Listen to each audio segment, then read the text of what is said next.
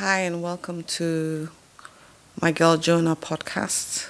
It's surprising how nervous this particular podcast makes me. Like my Three Lemons podcast is one that I find quite simple, just sitting having a chat with people. But when it comes to girl Jonah, I feel this weight of responsibility. I feel that when you're doing God's work, it comes with a huge responsibility. It comes with a huge sense of doing something that's beyond you.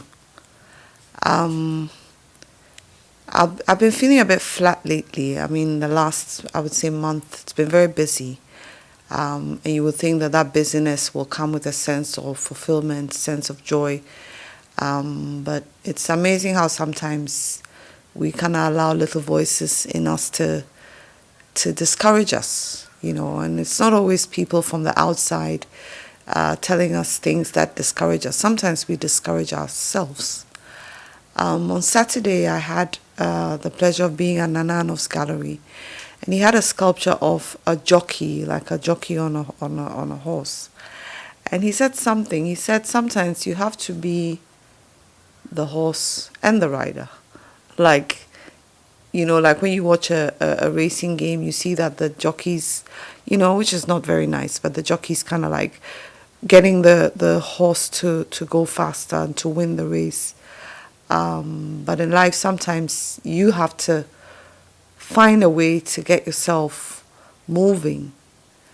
And I find that God's also interested in even those moments where you don't feel like yourself, or those moments where you feel a bit flat and you don't feel like you've done much with your life or you're achieving much. Even though, like, seriously, you may be, sometimes the enemy has a way of kind of speaking little negative things into your spirit, and sometimes you believe these things.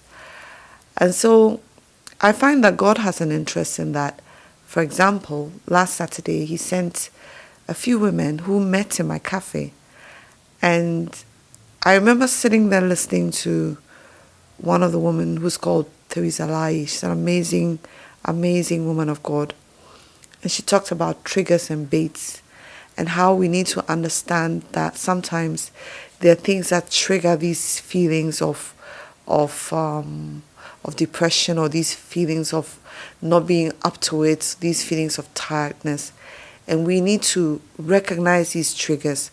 And sometimes they're also baits, like things that happen that bait you to react in ways that normally you wouldn't or shouldn't. And we have to be conscious of it. But what she said that really, really I thought was awesome and made me wake up on Sunday with like a big smile on my face and so much joy in my heart was, she was having a mango and coconut smoothie. And she said, when you look at the smoothie, can you see the coconut? No, but you know that it's there.